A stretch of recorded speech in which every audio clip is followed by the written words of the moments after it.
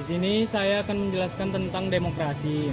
Demokrasi merupakan demokrasi konstitusional dengan mekanisme kedaulatan rakyat dalam penyelenggaraan negara dan penyelenggaraan pemerintahan berdasarkan konstitusi yaitu Undang-Undang 1945. Sebagai demokrasi Pancasila terikat dengan Undang-Undang Dasar dan pelaksanaannya harus sesuai dengan Undang-Undang Dasar. Saya akan menjelaskan tentang prinsip demokrasi. Pertama, adanya pemerintahan dijalankan berdasarkan konstitusi. Yang kedua, adanya pemilu secara berkesinambungan. Ketiga, adanya penghargaan atas HAM serta perlindungan hak minoritas. Demokrasi Pancasila merupakan informasi berbagai ide dengan cara untuk menyelesaikan masalah. Ada juga ide-ide yang paling baik yang bisa diterima, bukan berdasarkan banyak suara. Adapun prinsip demokrasi Pancasila, yang pertama itu perlindungan terhadap hak asasi manusia, terus pengambilan keputusan atas dasar musyawarah.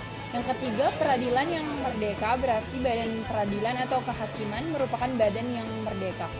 Yang keempat itu adanya partai politik dan organisasi sosial politik karena berfungsi untuk menyalurkan aspirasi rakyat. Yang kelima ada pelaksanaan pemilihan umum. Yang keenam ada kedaulatan.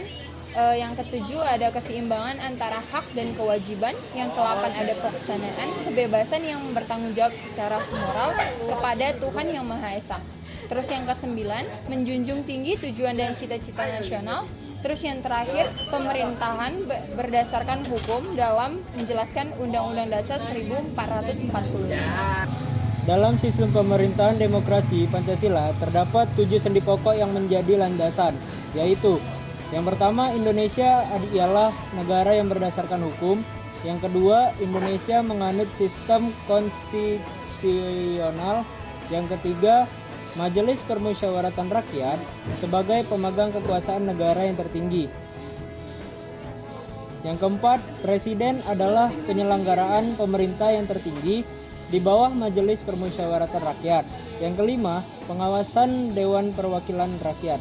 6. Menteri Negara adalah pembantu Presiden. Menteri Negara tidak bertanggung jawab kepada DPR. Yang ketujuh, kekuasaan kepala negara tidak terbatas. Ini kedengaran, fokusnya kedengaran. Pertama, menjamin adanya kesejahteraan rakyat. Yang kedua, Nomor 33 nih.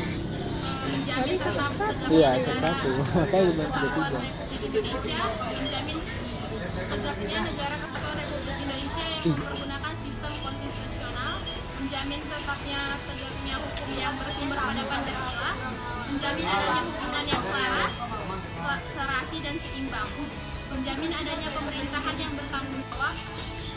Contohnya Presiden adalah mandataris MPR, Presiden bertanggung jawab kepada MPR. Pancasila dalam beberapa bidang. Demokrasi Pancasila menuntut rakyat menjadi subjek dalam pembangunan ekonomi.